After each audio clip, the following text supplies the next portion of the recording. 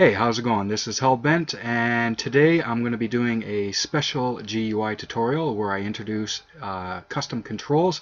And for this episode, I'm joined by a special guest, Joe Glines. Joe, do you want to say a little bit about yourself? Hey, yeah, so I started watching Hellbent's videos, I think a couple months ago, but I've been using AutoHotkey for quite a while, but I hadn't done much with GUIs, and so it was awesome to watch and learn from his GUI stuff. And then we started chatting on the side, and then so we've been kind of doing cross videos to help teach each other, and then that way we figure, people, because we're asking, like in today, I'm as dumb as I sound on this topic, right? So I'm not actually asking questions just to sound like I don't know what I'm doing. I really don't know what I'm doing. So I'm looking forward to this. Well, it's going to be this. It's not going to be that difficult. This one's going to be actually pretty simple. We're just going to breach the subject of creating custom controls for your GUI. So what I'll start out with is when I first started learning about the AutoHotkey GUI, one of the things that I noticed was the controls on them. They're fine for presenting information, but they're very bland, very boring, and right away one of the things I wanted to do was make them look different. I wanted to maybe just change the color of a button, change the color of the text on it, etc., etc. Can I stop you there real quick? Because like that thing alone, controls, right? To me, I don't know how to correctly define that. Is that any sort of a part of a GUI? Is there Well, certain? I'm actually going to go into that Okay, when all right, before we start making our adding in our custom controls. Is I'm actually going to show you how I was able to discover cool. how to actually create like something that it was sort of like I had this jigsaw puzzle, and I had most of the pieces there, but I was just missing a crucial element, and it was through this, what I'm going to show first, that I was Awesome. able to actually start to tie things together in my head. Hmm. And once I had this, it sort of started to snowball where I could actually understand how it works. So Cool. the first thing I'm going to do is I'm just going to create a simple GUI template and maybe add a button or two to it. All right, so all I have right now is just my single instance force, and I have my emergency exit. Other than that, I'm just going to create my template. So I'm just going to do my GUI show, and I'm going to make it a nice big one, 500 by 500, width 500 by height 500. And I'll add in my return. So now that I have this, I'm going to make sure that I don't have to keep running the script. So I'm just going to also add in the GUI close. So for those that don't know, when you run the script, it comes with this button up at the top corner, but by default it doesn't do anything. You actually have to program it to do something.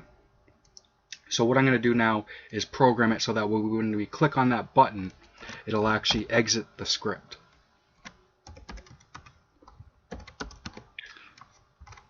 And correct me if I'm wrong here, but that is a special one, that because you didn't have to go name it, right? It Yes, it's shows. built Okay. it's built into the code. There's AutoHotkey is it's kind of like you're looking at the tip of the iceberg. There's tons and tons of things below the surface that we never see, and that's the same with every programming language. Sure. Right? It's built on top of other things and other things. Most of the functions that you'll see, you never actually see how it's built inside of it. Like I started out programming in C, and a lot of the things in that is function. So you would have, if you wanted to print something on the screen, you would type out printf, right? Which would be Yep. a print function. And Yep. then if you go and inspect the code below that, there could be hundreds of lines of code that actually dealt with how it presented Sure. that onto the screen. Right.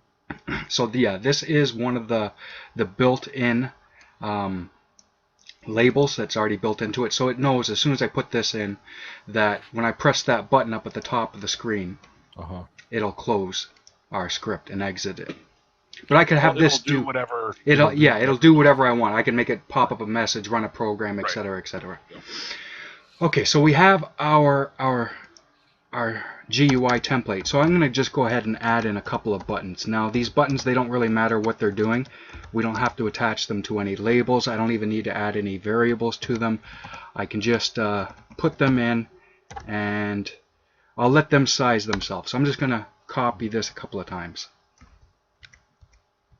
And I'm going to have a look at what I have. So I should have 4 buttons that are probably about 20 by 20 in size. So they're very difficult to see. So what I'll do also is I'll change the background color, because it's going to be difficult for you to see those buttons on the background. And I'll set it to black.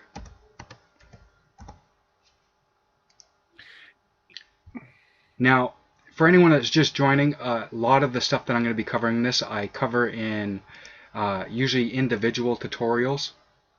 So most of the stuff we're going to be covering is very basic, but if you want to know more about some of these things, like adding in buttons and labels and changing the GUI's color, showing it, etc., those things, I think I'm up to 22 mini tutorials on topics like that. You have many tutorials? Yes, many tutorials.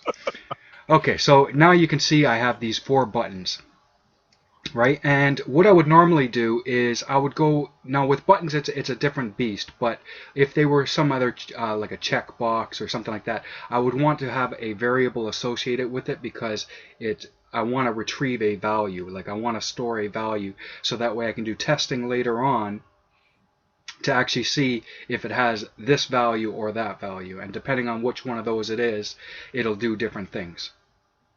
Buttons, usually you don't have to worry about that too much, because you're just clicking on the button and it executes the contents of the label that I attached to it. I'll add in one more control just to show a... And just to make sure I understand this correctly, so these are all controls on the one GUI, Yes, right? yes. And then you don't have to say, what is it, the show? Is that what stops the GUI from,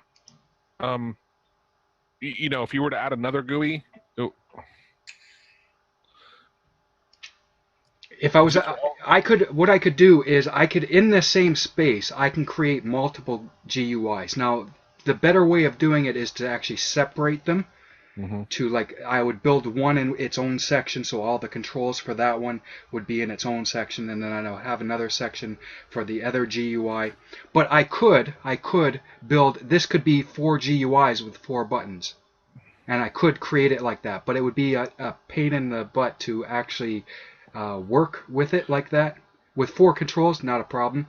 When you have hundreds of controls on multiple GUIs, you want to separate them into their own section, or even you can build them into functions, which is another thing that I'm going to cover sooner or later.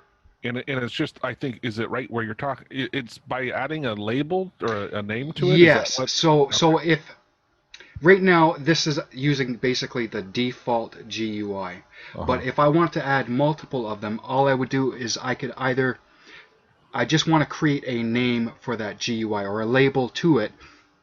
So the most straightforward way would just be to number them, but there's going to be reasons why numbering them isn't a practical thing to do, because for what I've worked with, sometimes I'll have, I know that I want to have multiple GUIs going, but I don't know how many. So what I will do is, with most of them, I will just number them. So I'll have, this is GUI 1, and then have a colon beside everything that's to do with that GUI. But then I might come to a situation where I don't know how many of these numbers that I'm going to have, and in that case what I'll do instead is actually use a name. So, and it's, in essence, it's the same thing, right? So I'm using right here, I'm using the a literal character 1 to name this one, right, and identify all of its parts. So it's kind of like a label in the way labels are added, right? Exactly. And I just got to make sure that I keep track of adding this label into all the different GUIs. And then I take it the show, you would do the same thing, and that would know which one it's talking about? Exactly. Right. Go ahead. I was just, because I knew you could have more than one, and that's what always, I wish it was actually required, because then it'd be easier for me to, understand I'm going into a new one. But anyway, all right. Okay, so I'm going to add one more control. And I might have to actually size these ones here. The edit, I think it'll size itself okay, but this one here, I'm going to make it a width of 200 and a height of 30, and I'll add some text to it. Now our default color is the same color as our background, so I'll come in here and I'll change this color to lime, so it'll be nice and bright on the screen. Okay, so I think I have enough to actually run the next part. Okay, so here I have 3 different control types, and now what I'm going to do is to demonstrate the kind of thing that triggered me understanding how the GUI and custom controls work. So I'm just going to create a hotkey. I'm going to use number pad 1 and I'm going to create a little program that all it's going to do is it's going to loop, and I'm going to get, what is it? Yeah. I'm going to use mouse get position because it has inside of it, one of the options is this output variable control. Oh. Right? So I'm going to just add enough commas to get to that. So 1, 2, 3. And I think I'm in the right one. And I'm just going to give it I'm going to name a variable. It doesn't matter what I call it, but I'm going to call it control. And then I'm going to pop up a tooltip that shows me the name of the control. Mm-hmm.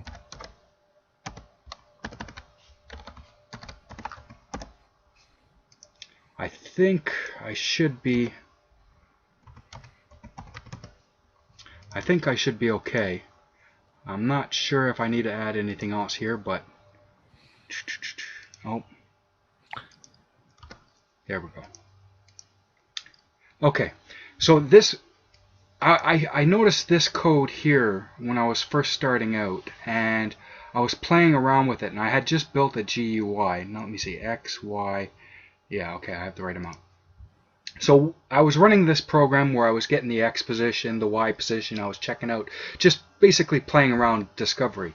And I had this running, and I went over one of these controls.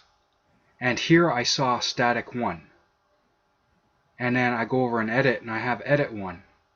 And button, I have button 4, button 3, button 2, button 1. So it clicked into my head that these are all controls, and the button here, because all of them have that name, that ability to actually look at it like this, it dawned on me, you know what, I can probably do is I can probably actually stick a label in this text field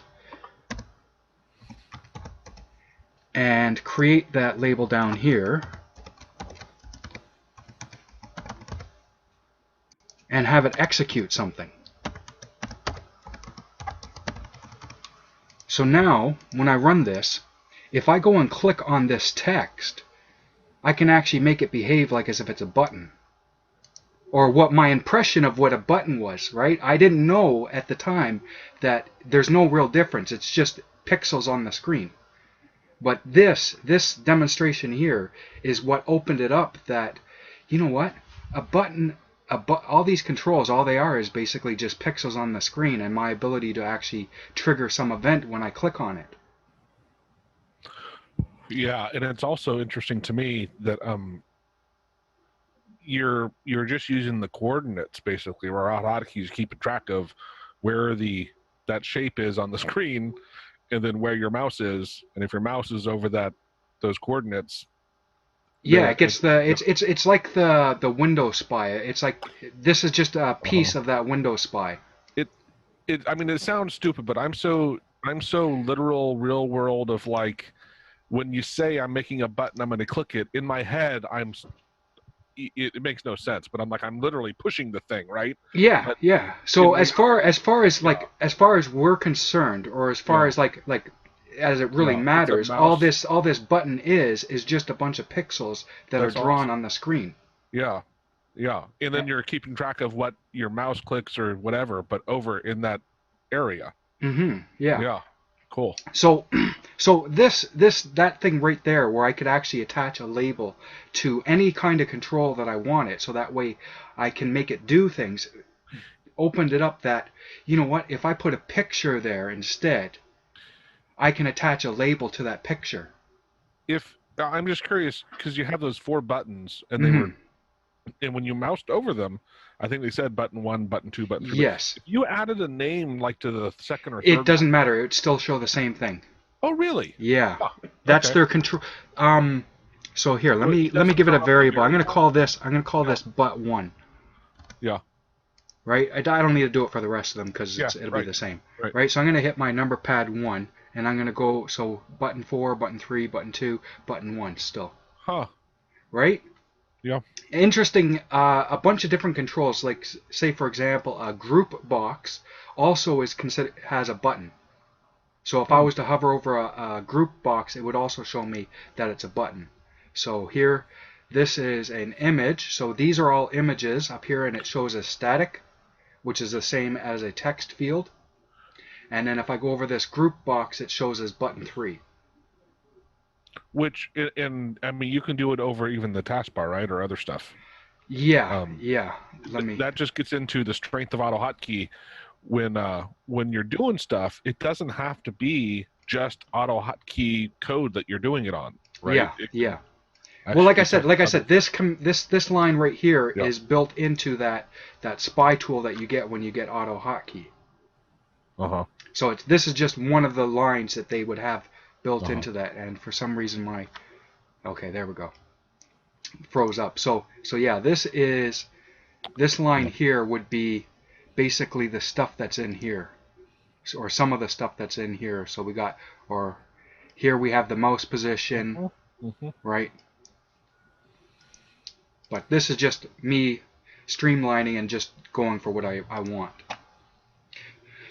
Okay, so like I said, it was that understanding that I tied the two together. That a control is anything that I want it to be, really. Like I can make. Sorry.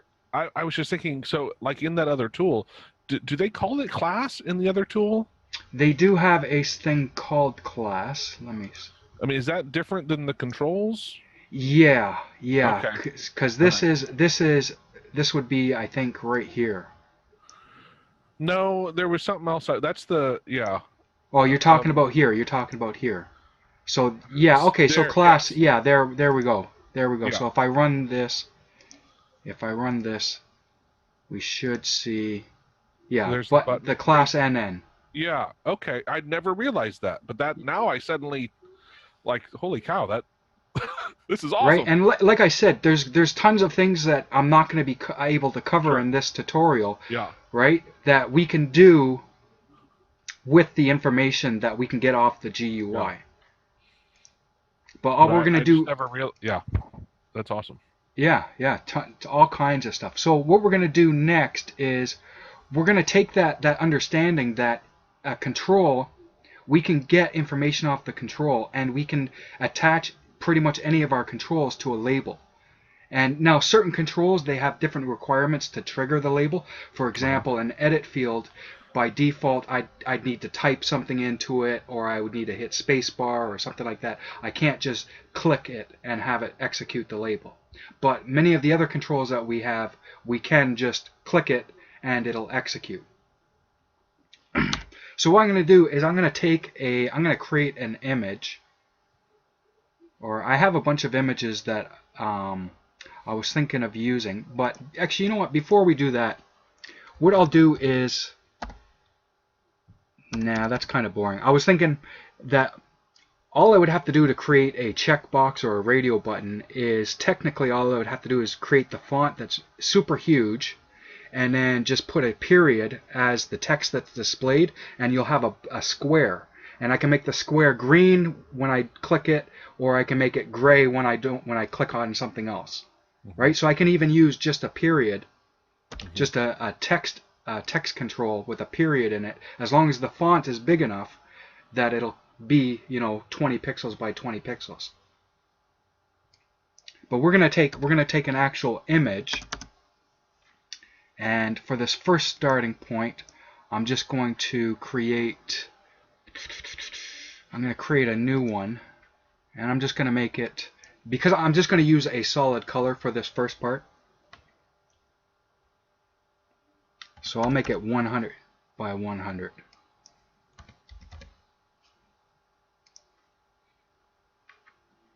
And I can paint it whatever.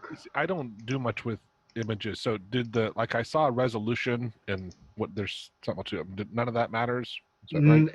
When we start getting into the other controls, like you want to keep for example, a control like this here, where I have text on it. I want to keep the ratio. There will get some distortion if I make it too big or too small, but for the most part, I do have some room I can play around with if I keep its ratio the same.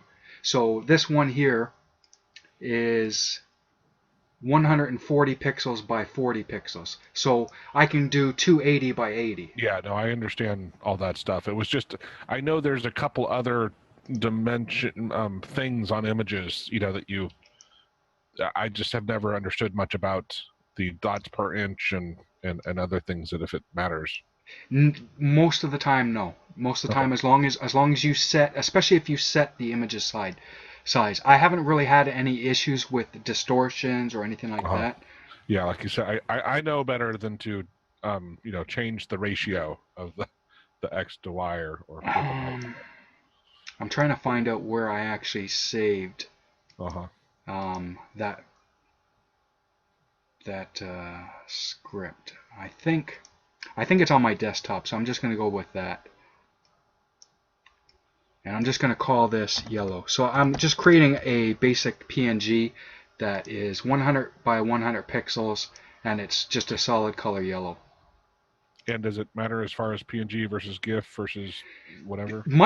I don't go into that stuff too much, but my understanding was when I looked it up like a year ago or so is that PNG in general gives a better resolution than JPEGs. I heard it's a great overall value of the quality and also file size. Yeah, I'm clueless to this stuff, so I just saw that PNG is better than JPEG. Okay, I make everything PNG. Yeah, I think for those GIFs actually, because when you have fewer colors, GIFs do a great job. But when you start having a lot of different colors, then you need either some other stuff. But anyway.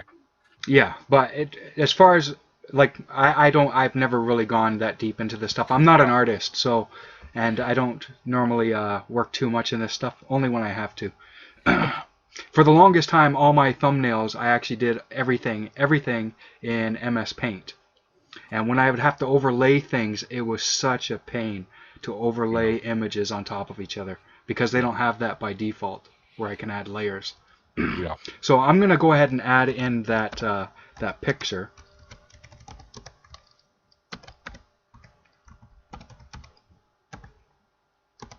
And I don't care where it goes. I'm just going to make sure that I get its width and height. Now it will auto size itself, but from my own experience with where I'm doing things that can change over the course of time, just take the extra second or two and set it to what you want it to be. I do remember in stuff where the text is going to change, and then suddenly it's no longer, or you have wider text than what you initially had. Yeah, so it's better just to take the extra second, set it the way you want it, and then you don't have to worry about it. And then I think it was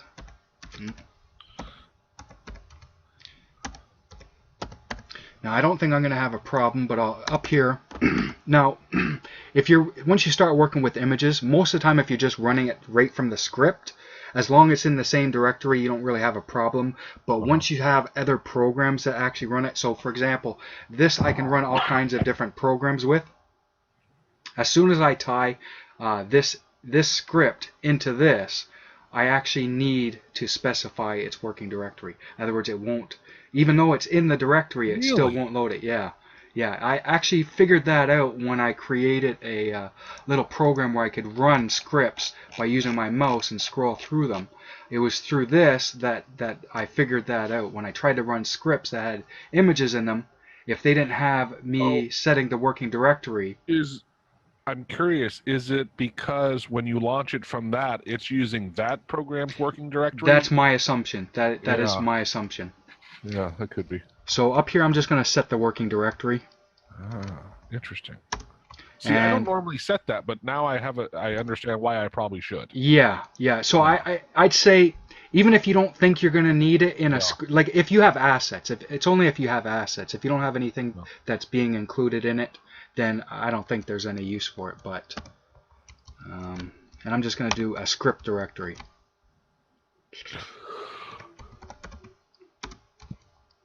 So now I shouldn't have any issues because this thing here isn't the native.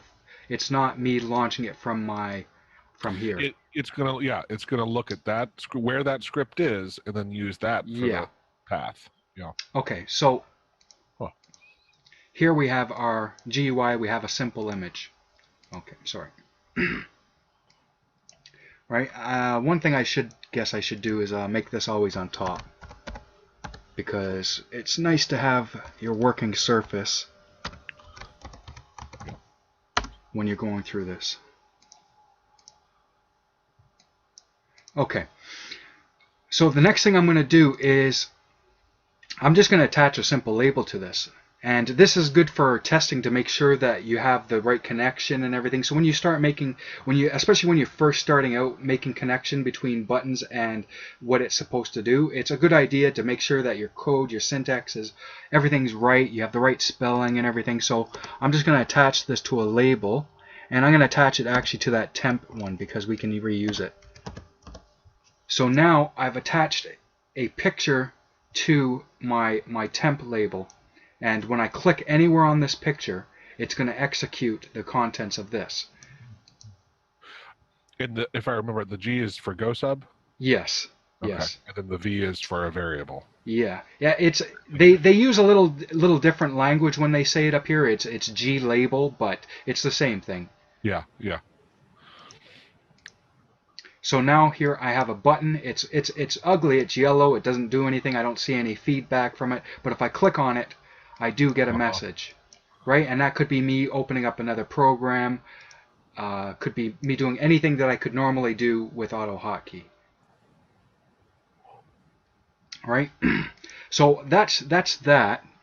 Now, but we don't want that. We want to actually have buttons that have. I mean, if we're going to invest the time in spending the time drawing something, we want to have perhaps some feedback. I like buttons that have a little bit of feedback. So when you press on it, it looks a little bit different than when you're not pressing on it. So I'm going to go through, and I'm going to take one of the, rather than sit here and draw one, I'm going to use one that I already have. So I'm going to take this one here. No, that's kind of, I'll use this one here. So I need to get its file path. You know what, I can just save it as to where I had that.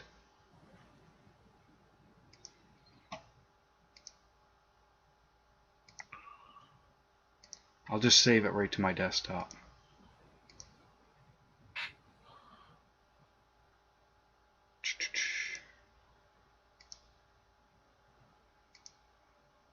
Now, I created this button using another piece of software when I first started getting into doing custom buttons a little while ago, and when I created it in that software, it looked super amazing.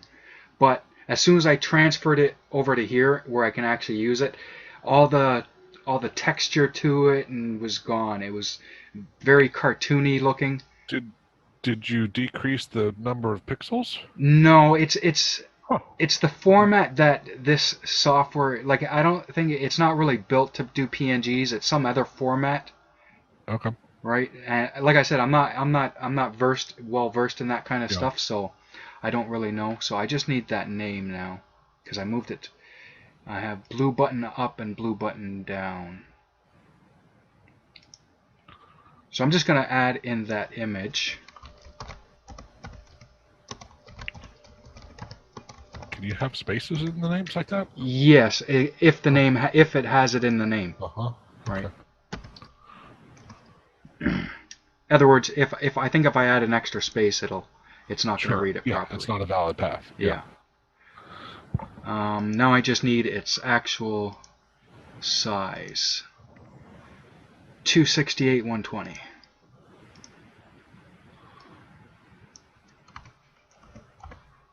Now this one, one of the other problems that I had with this is working with rounded buttons, like I said, I'm not an artist, so I don't go that deep into it, but because I have the border around it um, transparent, there's actually some pixels around the edge of it that aren't. So it's kind of like when it draws it, it kind of blurs, does a little blurring effect, right? So it's not like sharp pixel. Oh, I got you. Yes. Right? So if I was to put this onto the GUI just as is, you would see that. And I think the background was white for that. So if I switched, I'll leave it black for a second to show you what I mean. But it's one of the reasons why I don't use round controls anymore. Yeah. Right. So you can you kind of see the outline of it, right? So if I put this to white, I can get rid of that. But for our intents and purposes, it doesn't really matter. This is a design thing, right? So it's a little bit, but even still, it's just because it's a round one, and people who are more familiar with using these kind of creating pictures and whatever, they'll have a mile ahead lead on me on how to create it.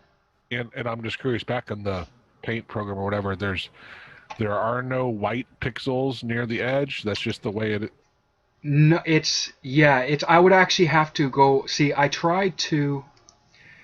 This particular software, it has the ability that I can select pixels all of the same color, and I can do it so I can do this, and I can try to get all those extra pixels off, but it just doesn't clean it up enough. Well, I know. I'm curious if there actually are very tiny white pixels there. Yes, or if they'll be very difficult to see right now. Okay. But if I change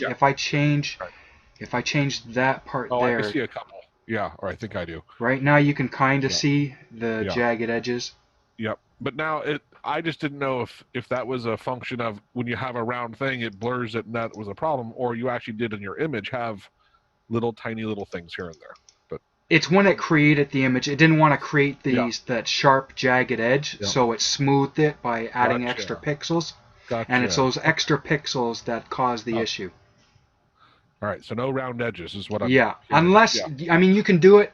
Let's say if I started with a black background and my GUI was black, then that's not a problem. Right. Right? Or if it was white, but then that limits me on how many GUIs I can use a button that I might have spent an hour working on. Right. But I would say if you're you can use a round control, but maybe set it inside of a rectangle or a square.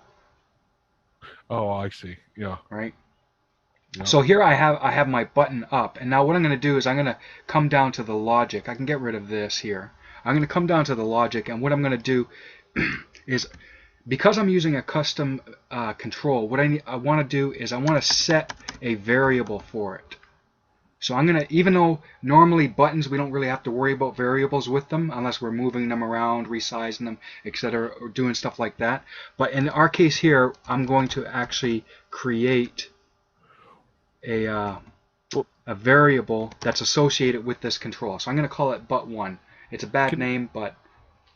Can you pause just for a second here? Because you said, when you kicked this all off, right, that last bit, you said, because I'm using a custom control. Yeah, like I'm normally a button, it's just you click it and an action happens, right? I'm not keeping track of any values for variables in itself. Like I don't care that, like if I use a checkbox, if I click down on it, it'll change the value from a 0 to a 1. Buttons, you don't usually have to worry about that kind of stuff. In our case, we're going to think of it as a button, but we are going to have to keep track of that because we're going to be switching. We're going to be switching images between when we press down and press back up. Okay, thank you. No, I'm wrong on that. I'm wrong, but there is a reason why we have to use this. There is a reason. My reasoning was wrong on the button part, on rather us putting a variable value into it. But in order for us to actually control this picture and change aspects of it, like its size, etc., we need that variable. We could use that built-in control variable, but that has to do with its position in our GUI. So I prefer just put a name in. Absolutely. Right? Yeah. Rather than have to worry about, oh, is this button, is this the first button? Or... And you go and insert something later and you had 50 and now you got to... Yeah, recalculate everything. Yeah. So we have that variable, and what I'm going to do is as soon as I come in here, I'm going to change the image from this button being up to button being down. So all I do there is I just use the GUI control.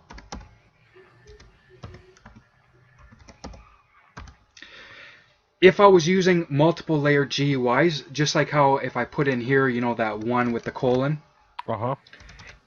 in the GUI control, I'd also have to do the same thing, and it's in the first parameter that you put it in. So if I was, even though I'm not going to be using it, so right in this case, I don't need to use anything in this parameter here.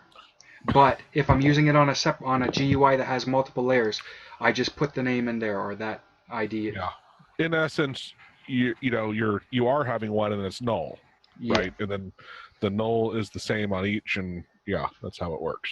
So now what I'm going to do is I'm going to take that variable's name, which is but1. So this is the control that I'm going to be doing something with. And now I need to say what I'm going to do. So all I'm going to do is I'm just going to change this image to its down state. So I can go ahead and run this now, and then we'll add in the logic after I do the quick demo. So here I have the button, and I know it's going to be a little bit tricky to see, but if I click on it, it should change the image to the other one. Did you notice that? Yeah. Okay, so now what I need to do is program it so that as long as I'm clicking my mouse down, it'll stay in that state, and then as soon as I release my mouse, it'll go back up. Right. So like I said, there's lots of ways that you can do this. This is a very simple way. I'm just going to create a loop, and inside of this loop, I'm going to get the key state for my left mouse button. So I'm going to say left mouse. I'm going to create a variable left LM, and I'm going to say that this is equal to the key state of the left mouse button. So I don't know if you've done much with key state. No. It's all it is I'm passing a parameter into a function, and everything, all the different keys, they have their own name. So this is the name for the left button for your mouse. So I just pass in that, and it'll return a value. When I do it like this, it returns a value of a 1 or a 0, or a true or a false. And if I do, there's another way where I can do it where it'll return a U for up or a D for down. But I don't like that. I like the true or false method, so it's just putting it into a function to get key state. So now that I have that, it's constantly, every single time it goes through the loop, it's going to check for the state of my mouse. And all I'm going to do is I'm going to do a little check to see if LM equals false. And I'll do it with just one equals, so that way people don't get confused. And as soon as it gets that, all I'm going to do is I am going to break out of this infinite loop. Okay, so as soon as I press down, it'll change the image to its down position, then I'll start into a loop. And I'm going to constantly check the state of my left mouse button. As soon as I release my mouse button, it's going to break out of this loop, and then it's going to switch our image back to the old image.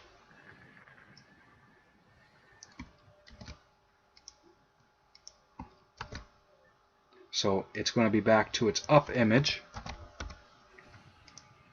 And then after this, I would put anything that I want to program this button to do. So I could put a message box here, I could run a program, etc., etc. Anything that I would normally do with a label, I just add this little bit of logic into it to switch the images between each other, just for the feedback.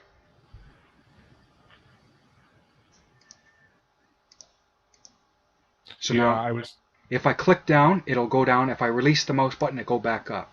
Right? So this is just me making the feedback. This is all about the feedback. Has nothing to do with what our button's actually going to execute. I'm just curious, when you click it down, I understand that part. You let go. I understand at least the first part, and when it gets to line 30, after line 30, after it changes it back to up, is it just sitting there, or does it ever go back up to the, that the GUI up top? It's as soon as it hits this return, it's back to our state, our normal resting state. Okay. So this button, it's like I think you said before, how the buttons, they kind of act like a hotkey. So instead of me pressing a hotkey, I'm pressing a GUI, or interfacing with a control on a GUI that's kind of doing the same thing as executing a hotkey. See, that was one of the things that when I first tried playing with GUIs, I finally realized, like, they're not linear, right? Mm-hmm. You can jump in and out of them in so many different ways, and it took me a while to rethink what I am, because you said then after this you can put where you want to go, but then I'm like, what I would do is I would probably have an actual go sub to a subroutine, because I would have other ways I might get to that subroutine, right? Mm-hmm. And anyway, but that. Well, I mean, I know where you're going, but you can, like, to make sure that everyone else knows, you can have this one go into as many subroutines as you want from here, right? As you need. You can have function calls in here.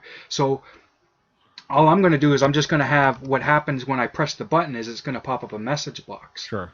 Right? Well, but you let go, right? it could literally be anything I wanted it to be. Yeah. Anything that I would normally put into a hotkey or into a GUI's button. It's just, I just add that little bit of extra logic in the beginning, so that way it controls the image, so the user gets that feedback, that visual feedback that they actually pressed a button.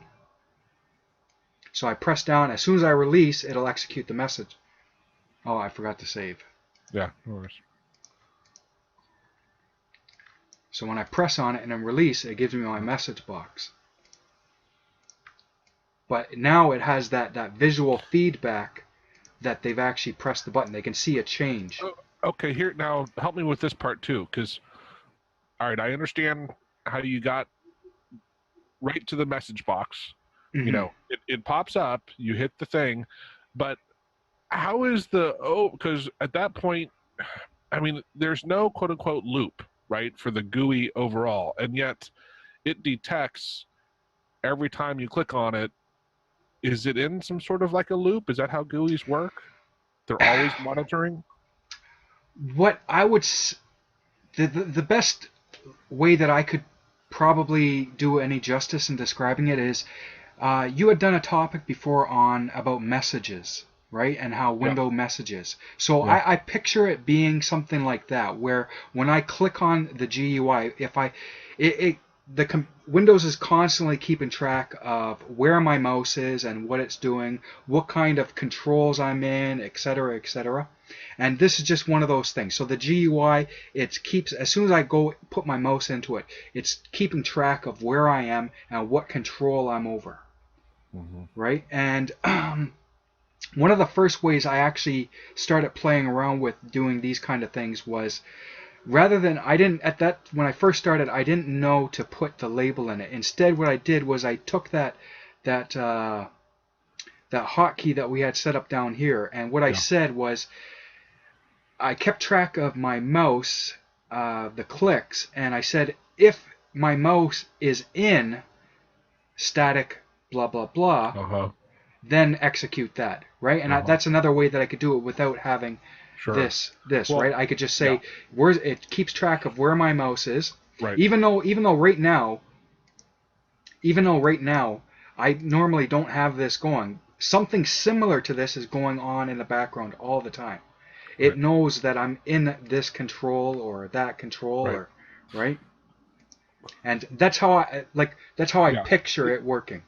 It's just with AutoHotkey, generally speaking, as you flow through the script, that's where you are, and yet I don't see a loop here on the GUI thing yet. Obviously, that's what it's doing, is it's continually monitoring that, and that's what it just, I gotta keep remembering that. Yeah.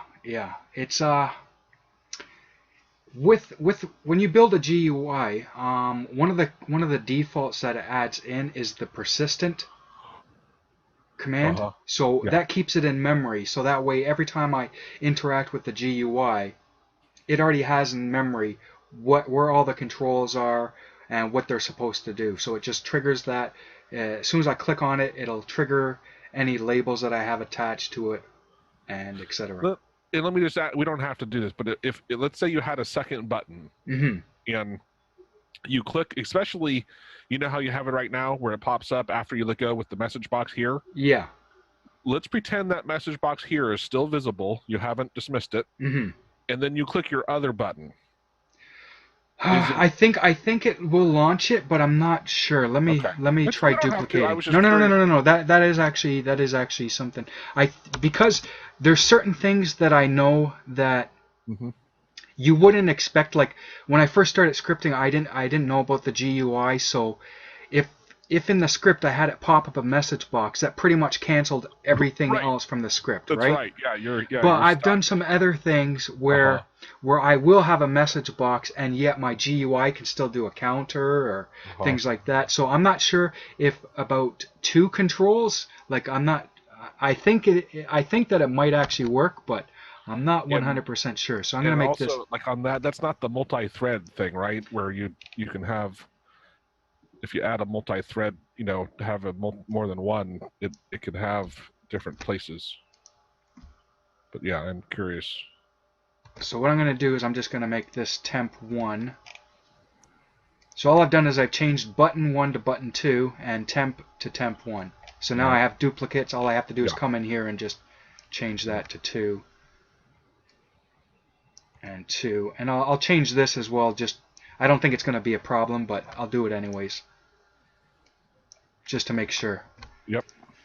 Okay, so if I run this and I want to get that message box. Okay, so I have my message box. It's still up, and if I click on this one, I get my second message box. See, yeah, that helped. I'm glad you did that actually, because that in my head that wouldn't work. So, yeah, like I said, I was doing something a couple of months ago where I had the GUI. It was constantly counting or switching values. So I had a random number generator, and it would just change values periodically.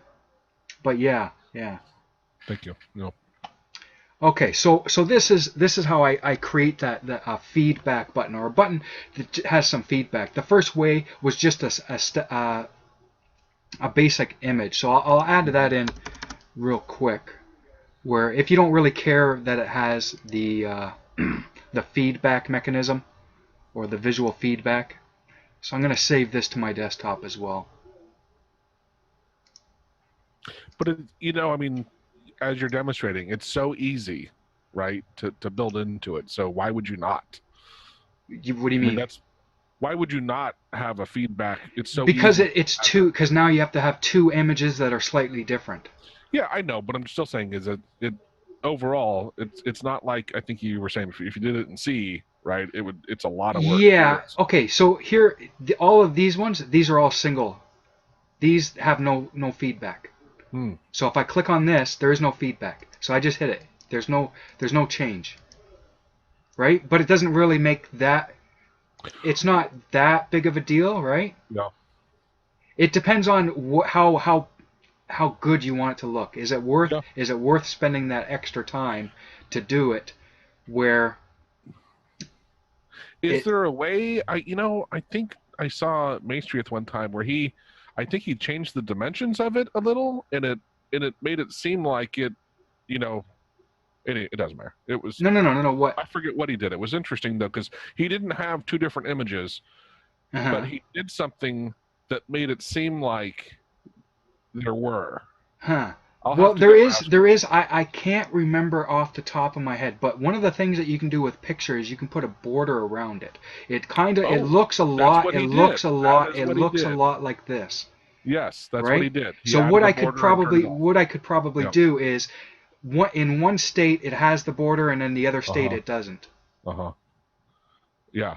Thanks. That was it. Anyway, all right. Yeah, so it's a hex code. It's something like 0x200 or 250. It's one of those. I'm pretty sure it's one of those. So it wouldn't take me too long to. Oh, it's okay. No, don't worry about it. Oh, okay, that's not it. It's maybe 250.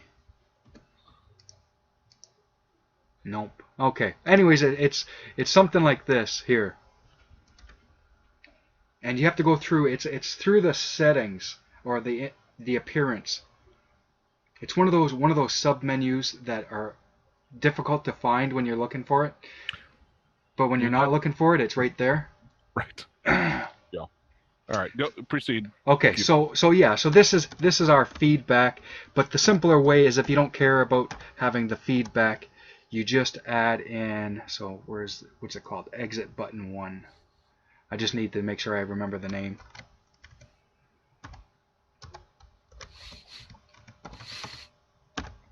And I don't care where it goes. I do want its dimensions though.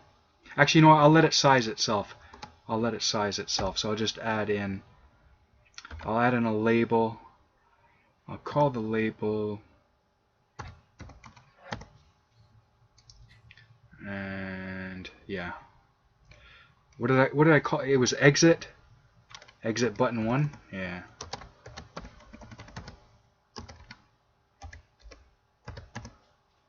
I think that was it. Oh, I need that label. Yeah, one thing when you're building your GUI, as soon as you start adding in your labels, make sure you put them down here. Right. You can just add in the return and then go back to building your GUI, but what did I call that? Blah.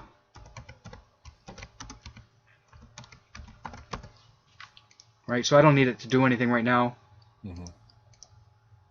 And temp 1 doesn't exist. Oh, I erased. That's right. I did erase. So I'll get rid of that. Because I erased that other one. So here I have a button, right? And it's going to execute the contents of the label. But I don't need to put in the extra logic because I don't care if the image changes. Bless you. Wow, hear it through my mute, huh? No. I have you pick on my screen right there. So for the most part, if you don't really care about that feedback mechanism, you can just put an image. Okay, so next what we're going to do is we're going to look at the logic for the next control, which will be a checkbox. Now the checkbox is where I was going with the first one. Where I was thinking about why I need the variable's name. So here I have a simple checkbox, right? I have it when it's checked and when I have it unchecked. I know it's difficult to see, but I can create these. I can spend as long as I want on the artistic side of it, if that's important to you. And I'll just save these to my desktop.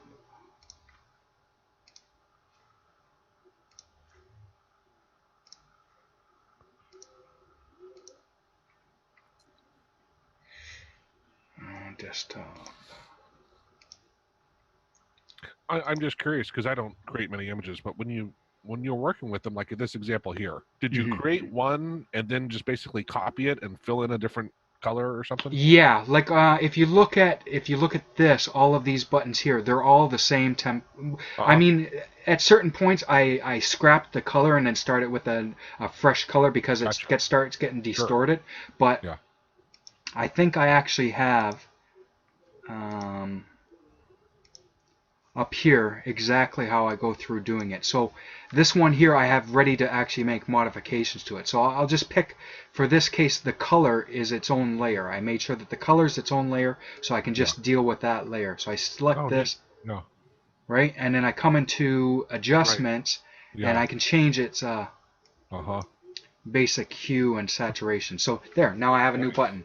That's right? Awesome. And then I'll go up to the fourth layer, which has the text on it. I'll delete the text off of it, put in the new text, and then save it as a PNG. And then as soon as I finish saving it as a PNG, I undo that so I can get back to having layers again.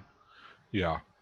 No, but that is a great tip too. If you're actually creating stuff and you want to have multiple versions of the same save as, right, or whatever it is, then just use a layer and swap out that and don't mess with the text. And the same spot. It was like I said, I first started doing this stuff in MS Paint, and these are two buttons that I actually created in MS Paint.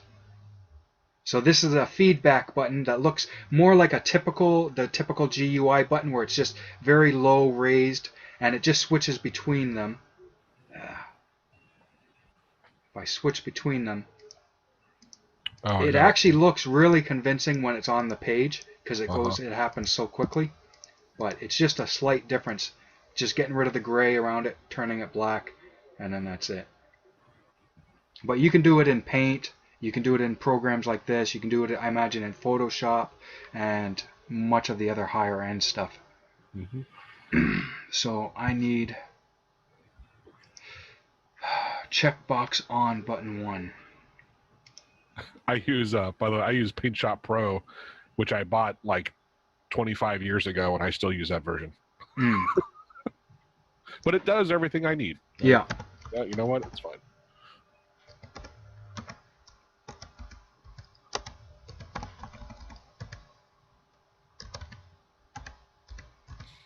And in fact, I actually, now depending on this one here, depending on what state I want the checkbox to be. So let's say if I was using a normal checkbox, right? I could say in the options, I could say checked or not.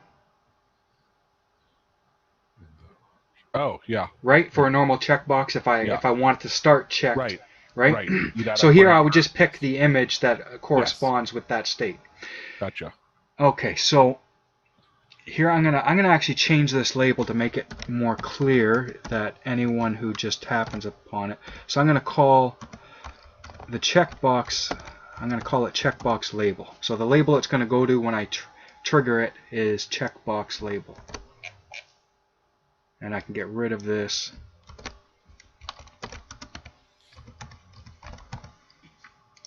Okay, now this one here, I once again, because I'm using something that's I'm going to be needing to access control to it, I need to give it a variable's name, but this time I'm also going to assign a value to it. So I'm going to call this checkbox 1. And then what I need to do to begin with is I'm going to give it a starting value. So we're going to have our starting in the on state. So what I'm going to do is up at the top, wherever I declare my variables, I'm just going to set this to begin with a value of 1. Yep. And then we're going to go into actually the logic of how we switch between them. So let me see if I can actually show it on the screen. Let me get rid of that. I know you can probably see that, but what I'll do is I'm going to change the color of the background so you can see it a little bit better.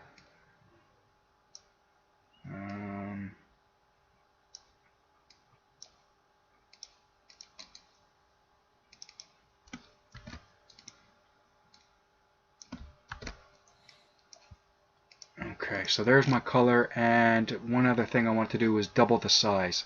So I think, if I remember correctly, I made them 20 by 20. Yeah, 20 pixels by 20 pixels. So what I'm going to do is I'm actually going to double it so we can see it a little bit more clear.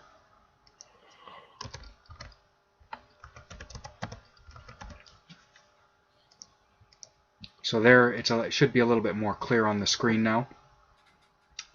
So I've set a variable associated with this control, which is a picture, but for us it's going to be a checkbox. And I've set its initial value to being checked. And then we click on it to change its state from one value to the next. It's going to execute the contents of a label called checkbox label. So now what we're going to do is we're going to come down in here and we're going to create the simple logic for it. So all we're going to do is as soon as it pops in here, what we're going to do is we're going to add 1 to the current value of that variable CB1. So we're going to take that variable that I've assigned to this control to represent its 0 or 1 state. I'm just going to add 1 to it. So as soon as we click on it, it's going to add 1 to its current value. It currently is 1, so as soon as we click on this, it's going to be 2. So what we need to do is we need to check to make sure that it only falls within our range. So what I'll do is I'll say if the value of that variable is equal to 2,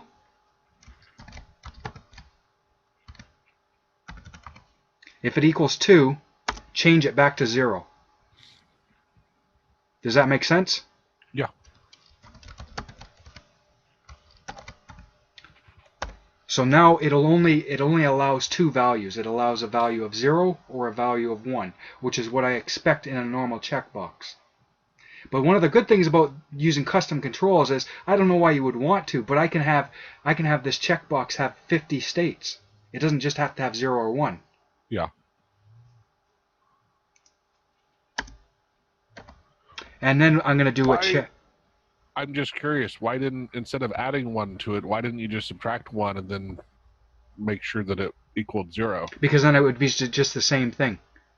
I would still have to check to see if it equals a specific value or not.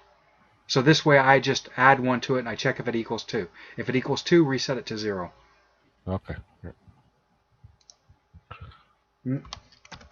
Maybe I'm thinking something different than you are. No, oh no, I don't think there is a right. I mean, yeah, you're right in all the grand scheme of things. It's identical, right? It's just, for me, I would set it back to 0 because in my head I'm like, I want that to be a 0. Are you saying like up here, as soon as it comes Right. in here, it would set it to 0? Right. No, that wouldn't work. Why not? Because each time I click on this checkbox, it sets it to 0. So it can never have a check state. Well, you don't have to do it first.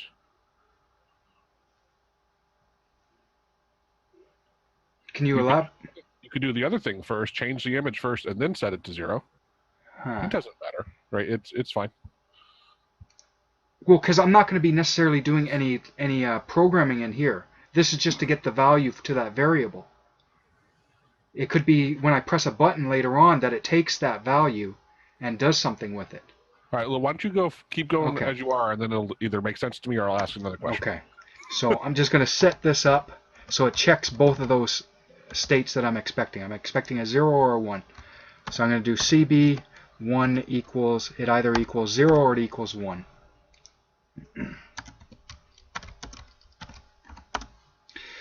If it equals 1, what I'm going to do is I'm just going to keep it like this. So I'm going to take my GUI control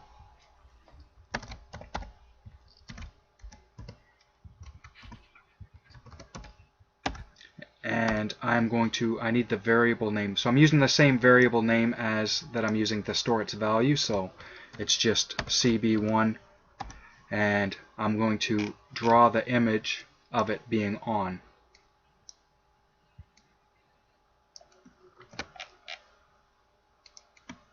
So if the state is 1, it's the image is that. Oh.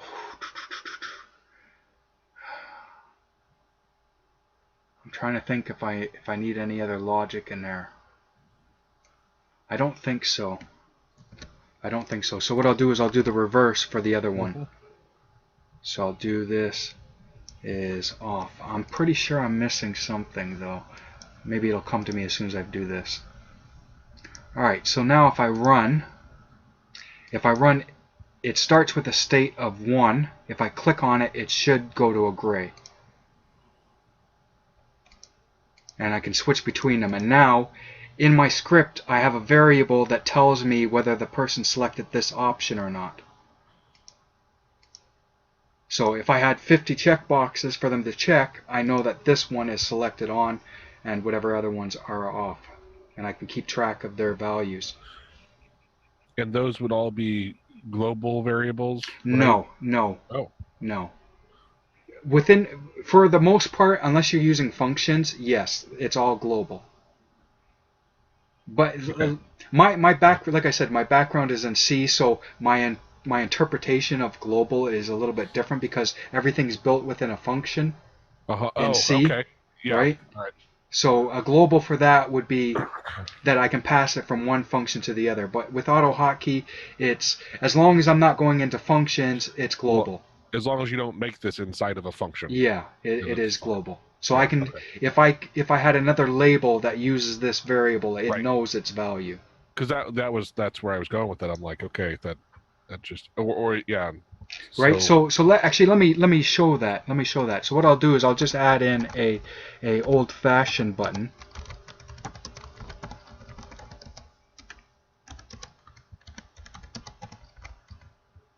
And 30.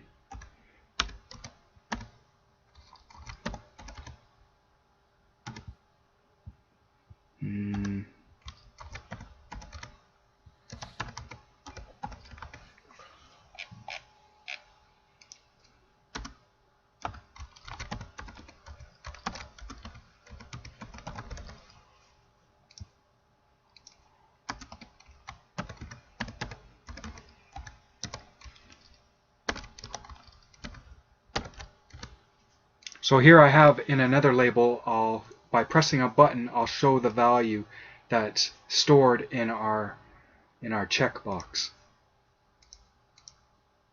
So if I hit this, we should get a value of 1, and we do. And if I click this, now it should give us a value of 0. So just like with our normal checkbox, we can do everything that we did with our normal checkbox, except we just added in the extra logic here to switch between images, which is just a feedback mechanism. It has nothing to do with the programming of it. It's more to do with our. You're just updating the control to reflect the. This part is the actual logic part that's more important to that, right? Just switching, making sure that we only have a 1 or a 0. And then we have our normal checkbox, just like with everything else. The last one we'll look at is you clear on the checkbox? Yeah. Okay. The last one we'll look at is a radio button, because what we're going to need to do is we're going to have not just this control here that has to change itself, but we're going to have a group of them where if I change this one here, the rest of them also have to change in perhaps some way. One of them will. Yeah, right? yeah. So I'm going to use this same checkbox because it doesn't really matter. I'm just going to use the logic that's associated with it. Cool. Yeah, that's a great way to demonstrate it. Yeah. So what I will do is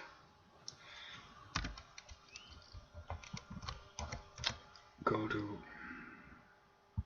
Which in reality, I gotta assume AutoHotkey is doing in the background with the normal radio buttons, right? Yeah, They don't yeah. multiple Yeah, exactly. images. They just, And this is one that you should. I'll do something with this that you should remember. I know you will remember. So checkbox 1.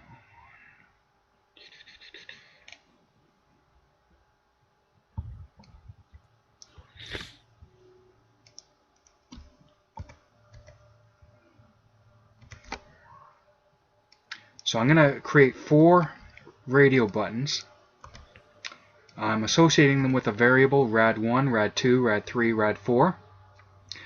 I am going to now this is where when you're building your controls, you're going to want to actually just make some decisions on, do you want it all to be custom, or do you just want that little radio box to be custom? Because unlike a normal radio button or a checkbox, I don't have any text associated with it. Right? You know how I can normally put some text beside it. Sure. But in our case here, we'd actually have to either create a text control, or when we create the image, we would have the text on it. Okay. So let me see. Here's a script that I'm working on right now that actually has, these are checkboxes, but I built into it the text that goes along with it. Right? But for our case, we're just going to use a text control. Sure. Which means it's going to look a little bit weird.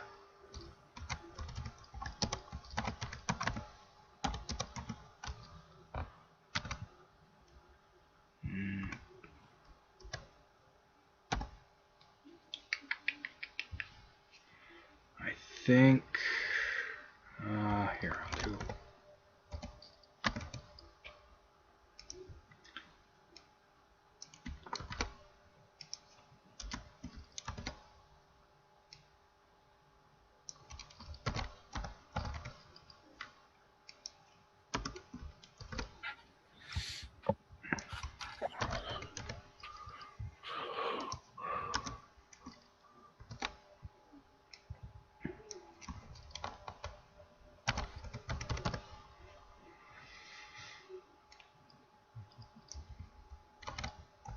Now me typing in white here is redundant because it's already white. I could just erase that, but I like to have that code there, so if I do want to change it. So me typing white here is pointless, because if I comment that whole line out, it's the exact same thing. It's a reminder to yourself, right? Yeah. Of like if you want to easily change it. Yeah. So what we're going to do is we're going to create 4 radio buttons, and when we select them, it'll switch the color of change the color of our GUI. Okay, so we have this one is going to be on to start with, and we're going to make these ones here off.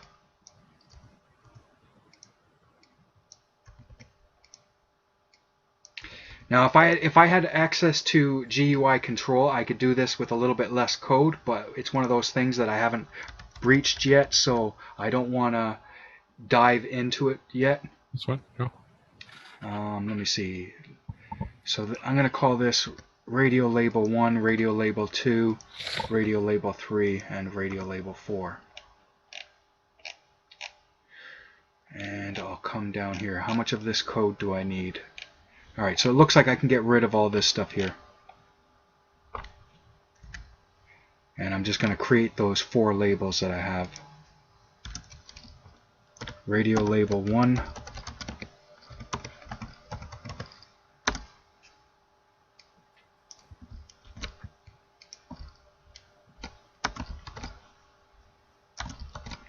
Three, 4.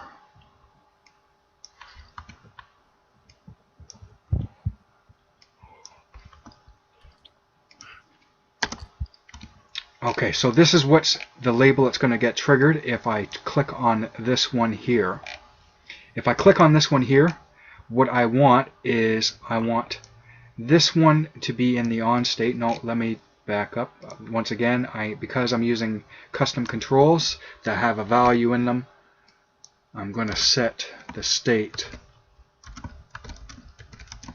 to begin with.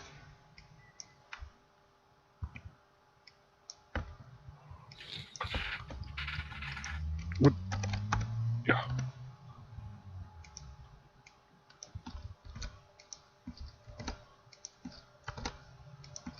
Actually, you know what? With this one here, I might have been actually be able to do it as... So in here, if I click on this one, it's the only one that I want to be true.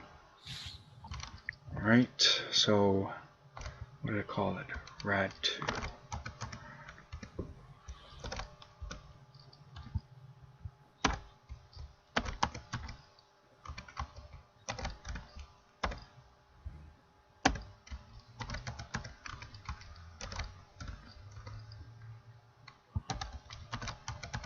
You want that to be a 0, don't you? Oh, yes, yes, yes. Oh, no, I'm used to typing the stuff out and doing the same thing. Yeah.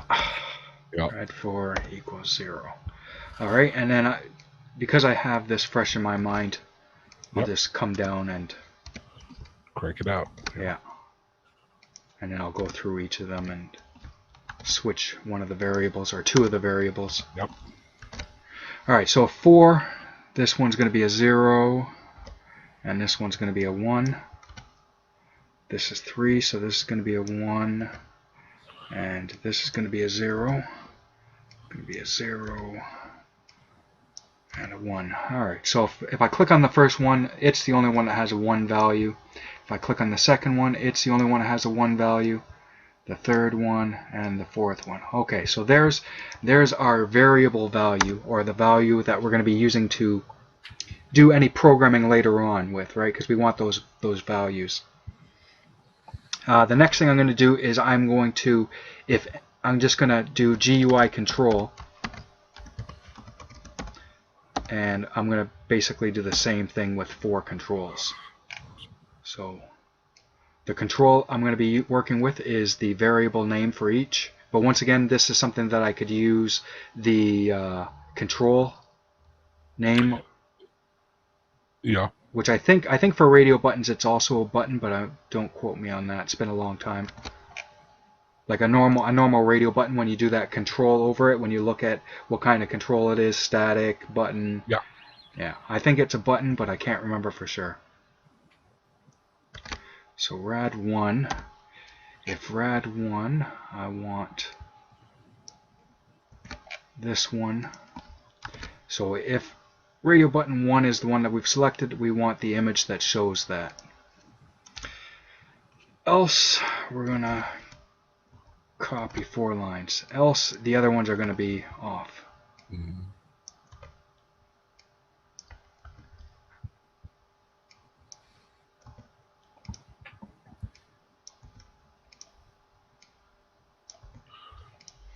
And once again, I can copy this.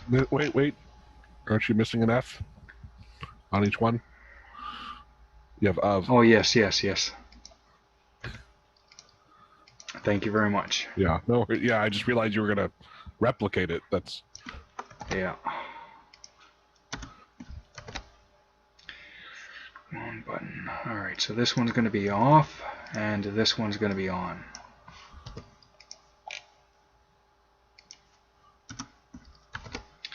This one's going to be off, and this one's going to be on.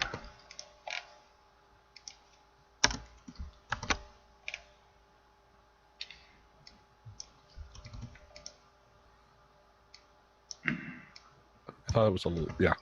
Yeah. Okay, I think.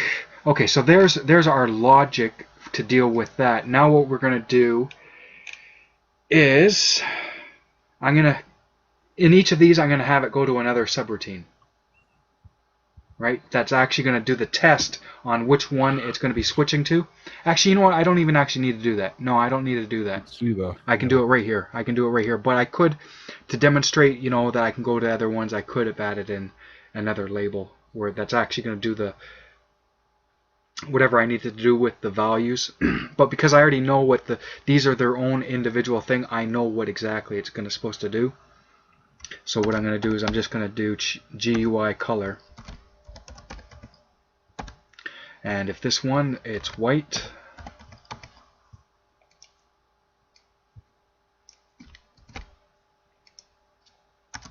Hopefully sooner or later, because I have this now, I'll be able to start getting all this kind of stuff in hot strings. Right. Like you have, let me see, what was the second one?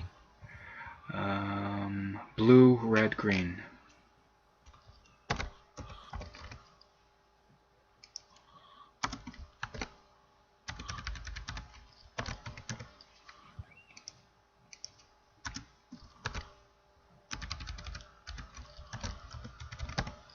Okay, there we go. We have 4 radio buttons, each of them attached to their own label that does a little bit of logic, changing the values of different things around.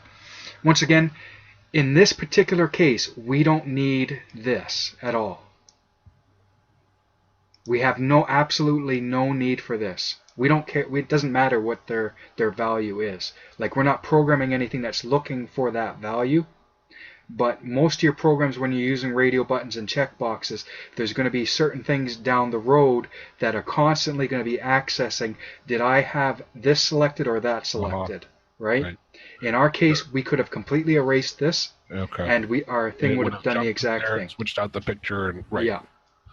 Gotcha. Because it's just which subroutine or label it's jumping to that dictates that. Mm-hmm. Gotcha.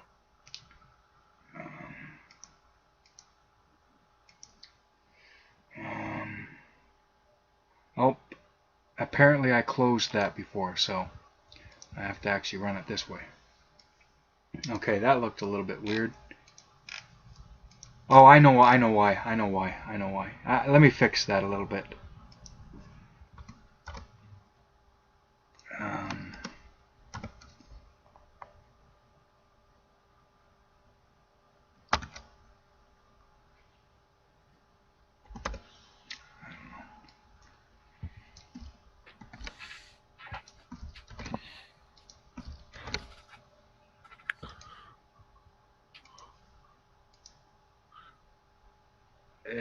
Whatever. Okay, so here we go. We have it set up so that way, like I said, it's going to look kind of weird because of our text and the size of the control. That's right. So if I switch to this one, it should change the GUI blue, red, and green. And it constantly can only have one of them checked at a time. Just like a normal radio button. Cool. I'll do one last little thing. So we're done with the programming side. So we went through a couple of different ways of how to get feedback from our controls. So our button, if we press it down, it shows us that an image of it pressed down. If we release, it shows an image of it back in its normal state. We showed checkbox and how to switch between them and how to store the value into a variable, like as if we were using a normal checkbox, and then the same with radio buttons. The last thing is a quick demo of actually creating a control in 2 minutes. All right, I'm starting the timer. All right. All right. So I'm gonna do let me do 200 pixels by 40. So I'm gonna do 200 pixels wide, 40 pixels tall.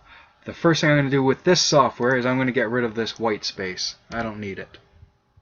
Oh, wrong button.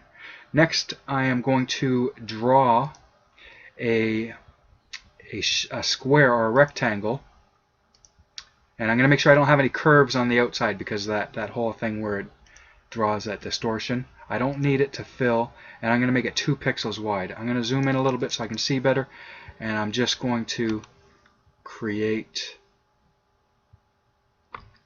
you know what, I can probably, because this button's a little bit bigger, I can probably make it 3. So what I'm going to do is I'm going to actually undo that. Okay, I'm going to make it 3.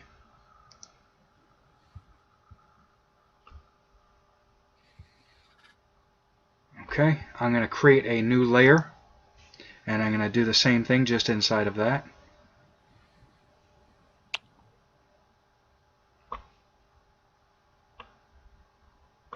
Now that I have those 2 layers, I'm going to select this current layer that I'm on, and I'm going to select all the pixels for that color. I'm going to change this color to maybe a grayish color.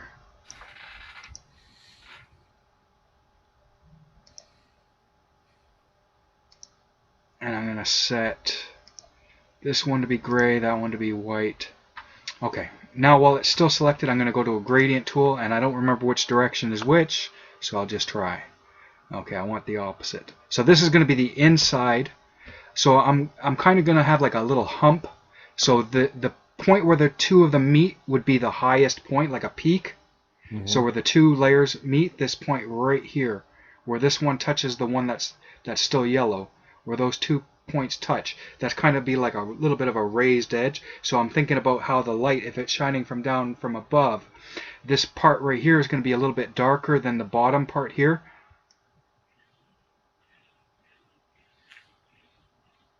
All right. Now that I have that, I'm going to go back to the first layer. I'm going to select all of its pixels, and I'm going to do the same thing I did with the color. Except this time, what I'm going to do with the gradient tool is I'm going to do the reverse. Where it's going to be see in the inner one, it's the bottom lip that has it, and this time it's going to be the top lip that has, oh, wrong direction. Once again, I'm not an artist. So I'm going to make the bottom. Alright, there we go. That's good enough for me. Now I'm going to do is I'm going to create another layer. And I have too many things on my screen, so I'm going to use my rectangle select, and I'm just going to select the pixels in the middle. I'm going to paint that whatever color. Let's make a maroon button. Oh. Okay, there we go. I'm going to change this color here to black, and I'm going to use my gradient tool, and I want to reverse that. There we go, a little bit of easy lighting effect. I'm going to add one more layer, and in this layer I'm going to add my text. Select my font.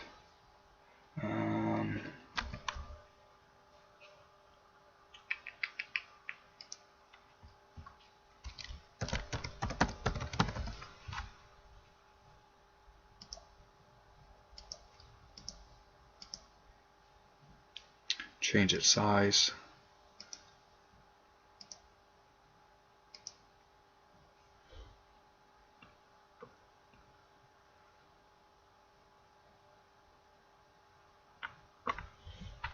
And there we go. I have a button that says Hellbent. Or it says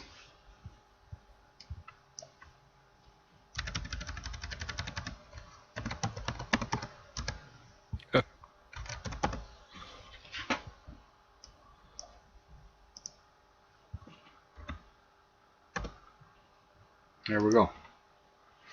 And that's a simple way to create a button. So the the outer stuff you were doing is just to try to kind of give it a feeling of shadows and Yeah, light. exactly. So it's got like a little bit of a raised edge on it. Okay. So Yeah, I've never this is done. it. This is it set at 100% size. Uh-huh. Okay. Right. Yeah. Cool. But that's basically it. That's just usually as much as I put in effort into it. And then I'll just change it as I need it. So I'll switch to, like I said before, I'll switch to the third layer and just go and change its saturation. And then after a while, I'll just erase that and put in a new one. And there we go. Now I got another button. The different states, that's when you start getting into a little bit more difficulty. Like these ones here, this is a really bad button because of the perspective, like it's from the side and down, right? But this one I actually generated using GDI Plus, so this was done programmatically. So I didn't actually draw this, I just programmed where I wanted certain shapes to be. And then I get the effect of a button. But that's it. Do you have any questions on making custom GUI controls, adding them in? No, I think that overall that was a good overview of the different things. And just yesterday I had done actually a tutorial on removing the caption. So oh, yeah. Right. And so now, oh, that's a horrible there. Right? So I can use my own buttons to exit out of the script. Yeah. And et cetera, moving things around. And you can come up with a lot of customization. Now, one thing that we didn't get into here, but we sort of touched upon a little bit, was about multiple layer GUIs. Now, one of the controls that button control where I switch up and down, where it has that state of up and down, if you do it rapidly, you do start to notice like it's kind of flickers a little bit. And one of the ways that you can get around that is actually having two layers. So you would have a background layer, and then all your other controls would be on a completely transparent layer that's sitting on top of it. Gotcha. Right. Huh. Interesting. And a lot of that distortion gets completely masked away. But that's building on a couple of different tutorials together. Cool. Yeah, I know there's so many different parameters to like the 13 line, right? Where there's a lot of different things you can do to it. And that's where we don't need to cover them, but it was interesting. One thing with that is I can do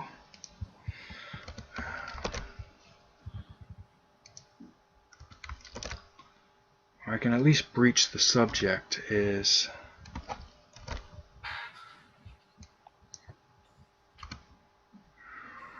I'm gonna do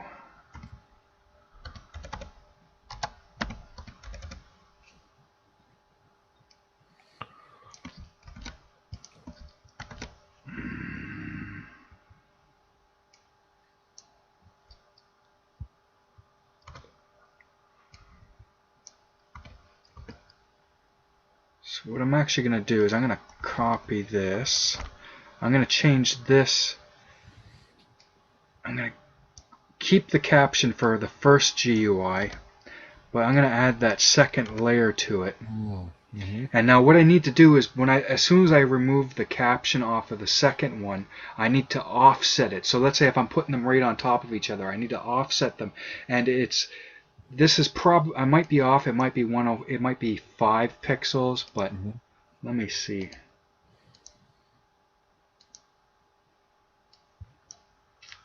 So I'll change the colors. Let me do something with the colors. One I'll do red.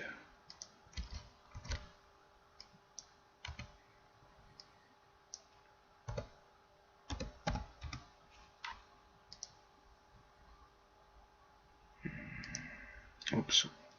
I keep forgetting that for some reason that got relaunched. I don't know why.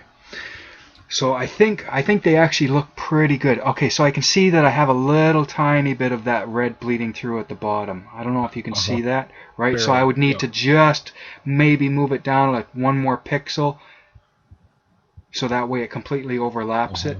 And what I would actually be doing with this one is with my GUI 2, this is where I would be adding in my control. So I'll add in a little button. I don't care where it's positioned, I'll just make it a big button.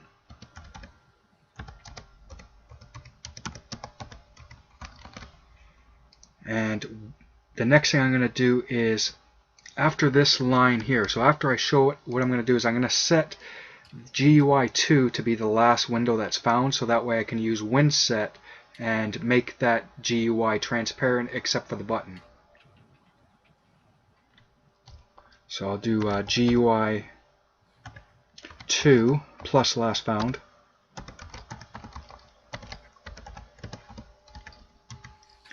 And then I'll do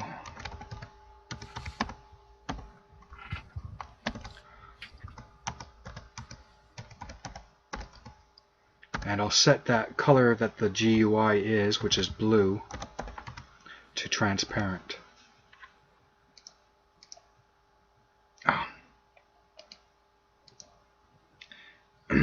So now if I move, you can see that the button's still there because it's part of its own layer. And actually I can't even select it right now. But and then I would have to make up here in their options up here, I'll what is it?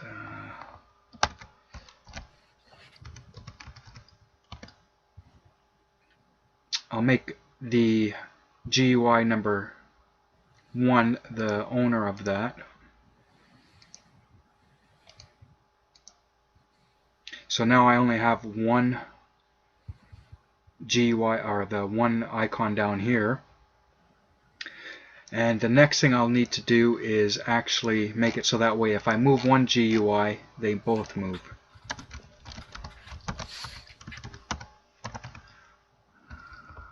Message.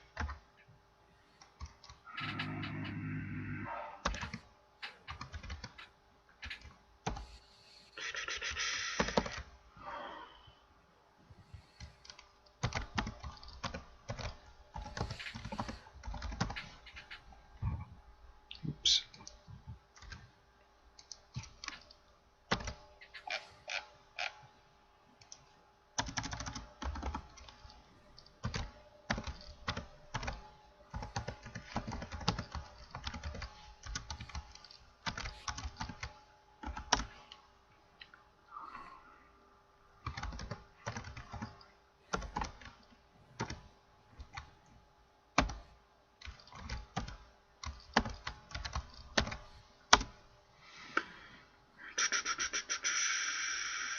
I'll do X1. So what I'm going to do now is I'm going to offset the value that, so I'm going to be moving the first GUI and I'm going to offset it by taking this variable which is going to represent the position of the second GUI, and I just need to make it equal X plus that difference that we had. So it was 3 pixels. It was I think it was 3 pixels difference on the X-axis and about 25 pixels on the Y-axis.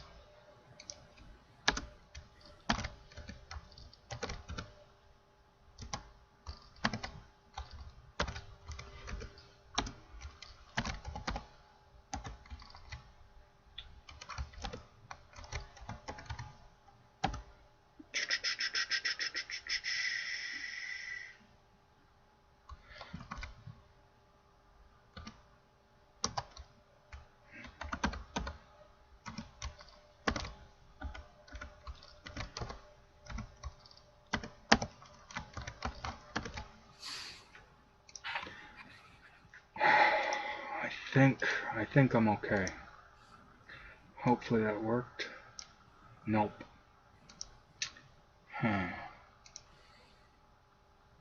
Oh, my bad. Maybe that's the reason. Let me see.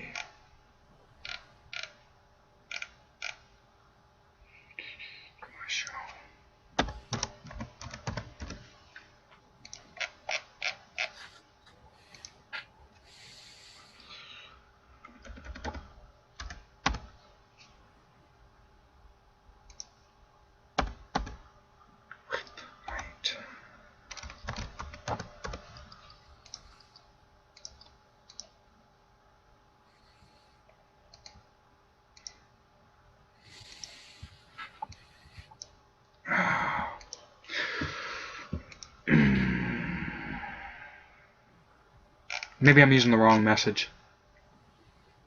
Let me see.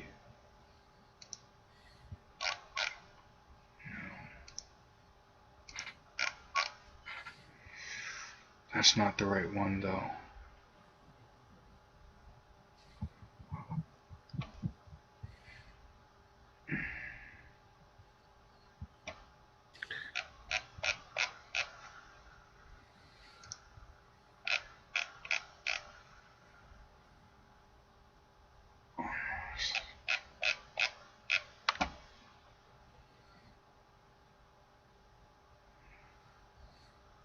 Are you sure it's actually getting called?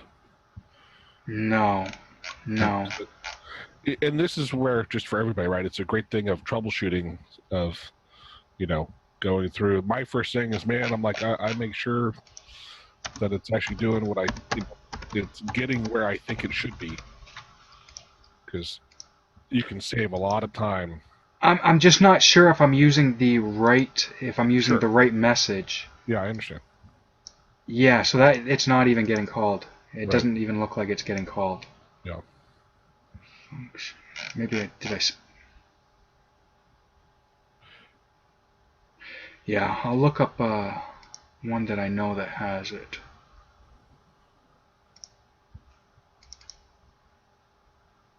See, these are one of those the things that you have built into your hot strings, right? That you just auto-generate. Me, it's I go to my old script and copy it. Well, that was what I used to do. You know, that's how I think, and that's how I think almost everybody, anyone writing any sort of code, they have their little templates in their head somewhere, right? Of like, oh, you know what, I did this and that one, right? Oh, it's 232. See, there. Yeah, I was going to say that. It's 232. I have no idea. It's because yesterday I did a tutorial yesterday, and I was using this one here. Mm-hmm. Yeah. And like I said, usually I just copy and paste. You know, it would be awesome. Hopefully. Oh, here I got. Oh, your message box. Yeah, Get rid of your message box. Yeah. That might. What would be cool is to look up all of those numbers, and then put them in like a drop-down list so you can cycle through them and have the text to the right. Mm. Right? And that way you have one thing that you just say, oh, I'm doing an on message thing, and you can pick and choose. Well, at least it's getting called now. Yeah, let me see where my code is. Usually I put it down at the bottom of my script. Here we go. I don't really care. I don't think I really need that. I might need it, but active window. Maybe. Yeah, that one. Yeah. Maybe it's that. Sure, because you got to. It's going to make the focus to be that, right? Yeah.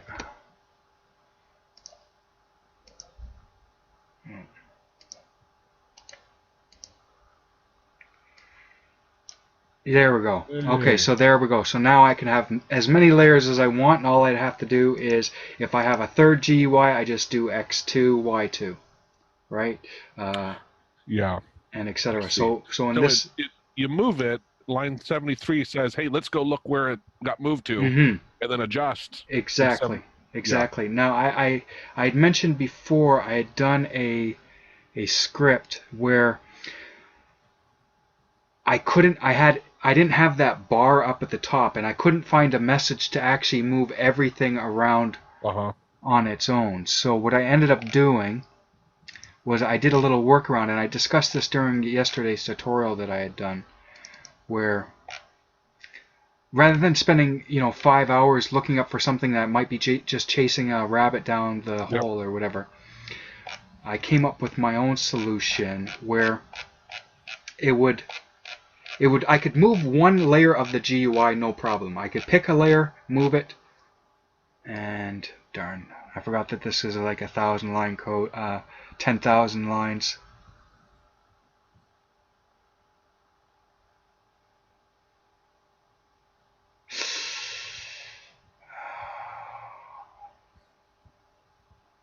I don't, you know what, if it's not where I'm not going to find it. It's either there or it's at the very bottom, and no, it's not there. This is one of the scripts where I just pasted in GDI plus. Right. Oh, here it is. Here it is. So I had this. I found this message after looking around for it, where I could actually move the GUI around. But because I had this one here has 3 layers, and I only actually needed 2 layers to do it, but there was a reason why I had a 3rd layer to it. So with this here on its own, if I try to move this, everything becomes detached. Yeah, I remember you showing me. Right? Yeah. So what I did was I just added in a timer, and then that timer. Oh, right. Right. That timer does exactly what this function here is doing. Right? I would just constantly check where my new window position was and then adjust. Except I did it inside of a timer instead of inside of that function. I guess in hindsight, I could have just put it in here. Damn, I lost it already. I could have just put it in here, but this was the first time I actually had started working with fully custom GUIs where I didn't have the caption on it. Because all the other ones, I don't even bother touching the caption. I kept it on. I don't usually deal with the custom controls because they're too much of a pain in the butt. And I didn't really have a way of sharing it without people having to download, and that's not really how I like to do it. But anyways, that's that. You have any questions? No, I think we're good. That was awesome. That was an awesome session, Joe. Thanks again for coming by. Yeah, thank you. I'll see the rest of you on the next one.